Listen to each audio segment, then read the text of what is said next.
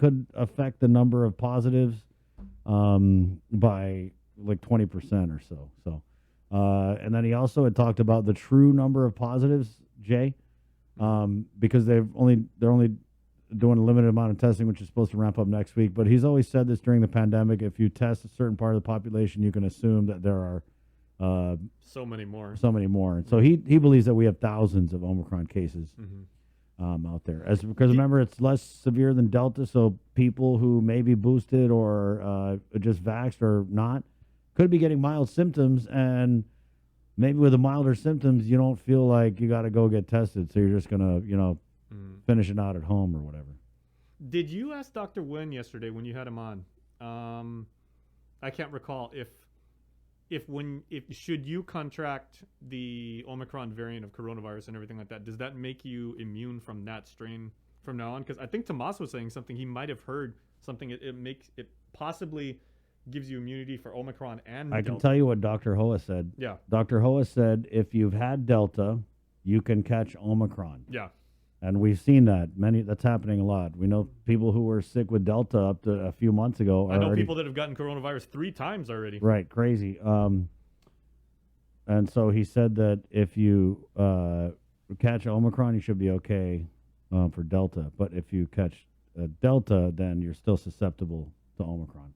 So it is what it is, guys. But you know what these doctors are looking at is they're looking at the hospitalizations. As long as those continue. And it's kind of weird, right? Because it's like we look at the hospitalizations and we're like, okay, they're low. But in the meantime, it's like lottie-dottie, we like to party. And that's what drives up the hospitalization. So this whole logic of like we're going to sit back and just keep doing what we're doing and then look at the hospitalizations, it's just a little weird for me because it's what we're doing now that drives the infections, right? I mean, that's what happened in the surge. It was pretty hands-off. Oh, hi. Let's go ahead and get in with Tomas Manglona here. Yeah, I was going to say, speak of the aforementioned. Yeah. Hi, jump in.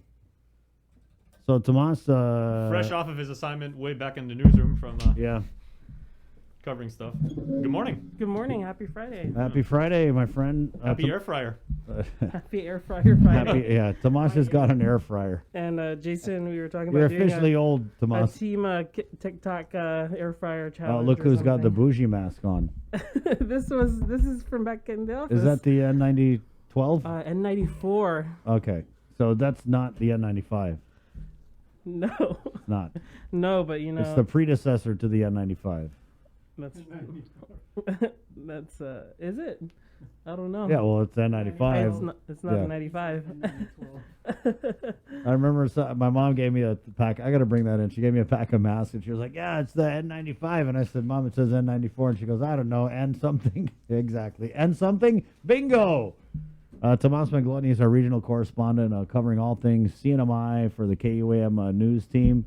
I know we got some daily questioning to do, Tomas, but did you want to go ahead and get into your report for this morning? Yeah, we actually have some breaking news because we received a copy of the letter that the governor's team sent to the NMI judiciary. If you missed it, it was on our report last night. And so I did want to just share the letter. You might be able to see it on your screen, and I'll just read it in full. Of course, this letter being sent as the ongoing, as the articles of impeachment are expected to be voted on next Wednesday, and then also with the ongoing lawsuit with regards to the governor being held in contempt by the legislature. And so this letter we received is dated December 30th, 2021, sent by Bain's law firm, representing the governor as well.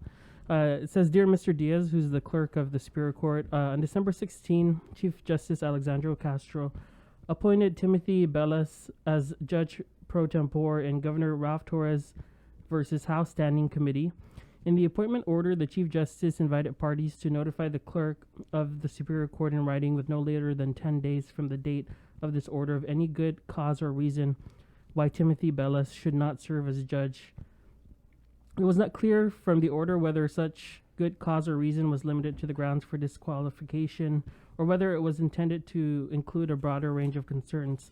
To be clear, the Governor Torres does not believe any statutory grounds exist that disqualify Judge Bellis.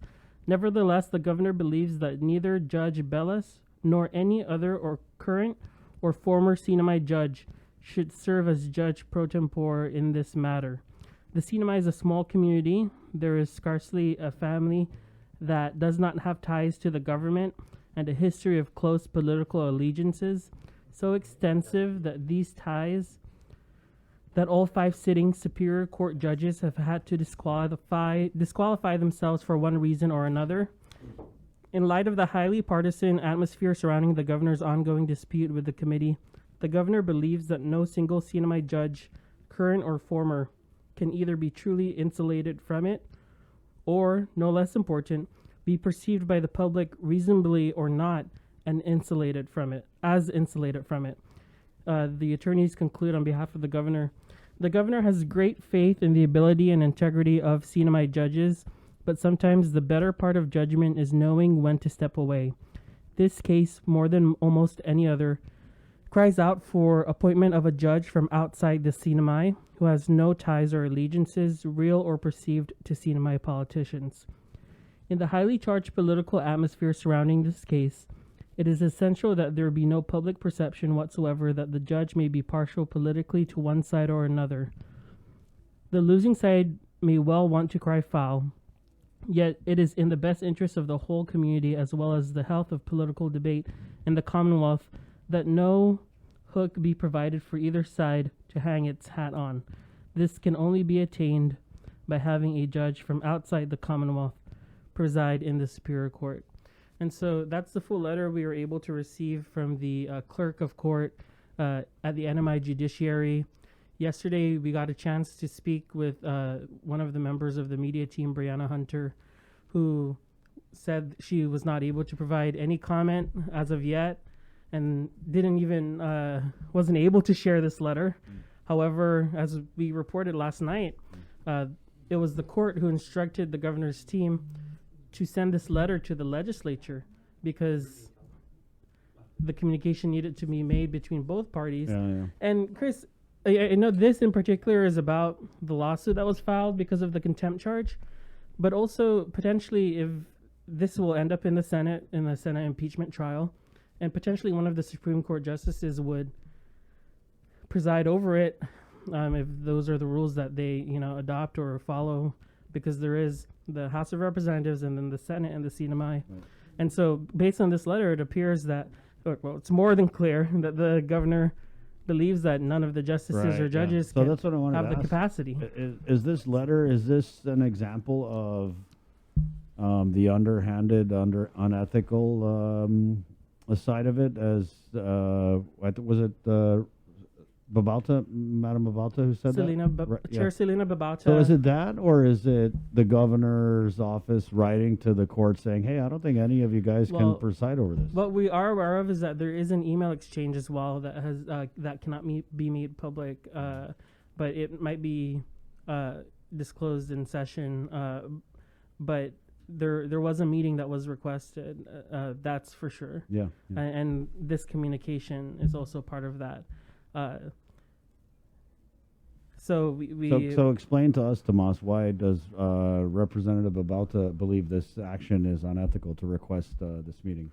Well, she says it's unethical because it's one-sided. It's a one-sided meeting that involve in a matter that involves two parties, right. And so it's further indicating that is the response from the court to share this with the legislature immediately, because it's not just a one-sided communication. Yeah. And so we'll have more on that tonight on primetime. And Chris, we also just finished the CNMI press conference, which the governor's entire team was absent from. Oh. It was quite something to see the host of the local radio show say all of the governor's men have backed out of the press conference, including Will Castro, who was supposed to stand in for the governor this morning. And so it was just the public health officials who were at the press conference this morning. They were a bit caught off guard. They didn't expect the entire hour just to themselves. And so at this morning's press conference, it was a surprise that the governor did not show up, nor did his chief of staff or any member of his press corps that he has or his media team. But the surge in the CNMI still. Wait, so it was a short press conference then? Well, actually, we had a lot of questions about this COVID surge. Who did show up? All the public health people. COVID-19 Task Force Chair Warren Villagomez and CEO Esther Muña. And there is some news. They are going to be on Monday revising the travel entry protocol for those who are unvaccinated. So if you're vaccinated, it remains the same. You test on arrival and there's no quarantine. If you're unvaccinated, now it changes. You only have to quarantine and test out day 5 instead of. So they kind of aligned it with the CDC guidance of Yes. the isolation stuff? Yes, they did. Yes. And so that's one of the biggest changes that is happening there. And last night, unfortunately, the CNMI is still in a surge. They reported 65 new cases. This brings the total count since October 28 to 3,227 new cases. Though hospitalizations are decreasing, there's 10 active hospitalizations and 450 active cases, and there's been more than 2,700 people who've recovered from COVID-19. And so lots Tom, of... with the 65 new cases, you said? 65 new cases. Right. Yes. So how does that compare to, like, you know, a snapshot a day last week or something? Well, I did ask because we've been reporting case counts around the 60s all this week. And so I asked, is this indication of, a downward trend or anything of sorts? And the response is that we're still in a surge and that people should still practice everything they've been told to.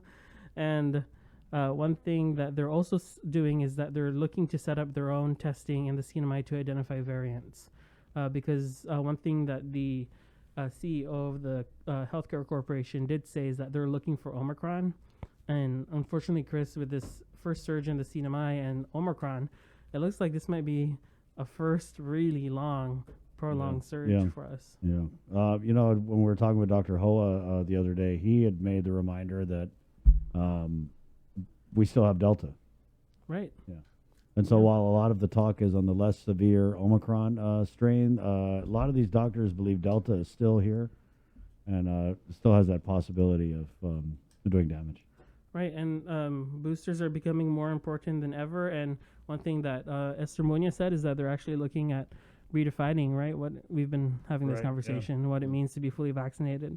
The CNMI, as of yesterday, has a 96.1% vaccination rate, which is... How are they doing in the boosters?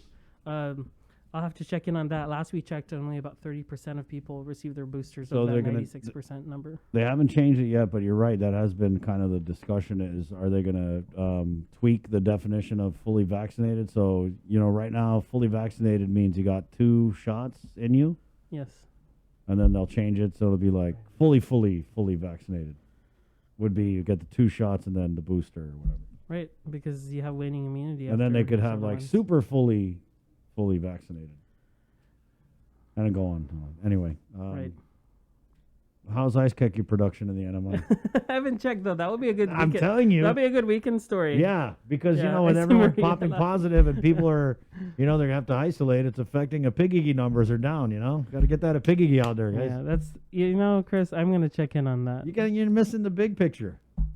Am I? No, you're not. You're doing a great job. Yeah, yeah. I mean, the blueberry bread numbers, too, must be down. Yeah. Yep, exports are down. Exports are down. Thank you, Tomas. Thanks, Chris. Right on. Yeah.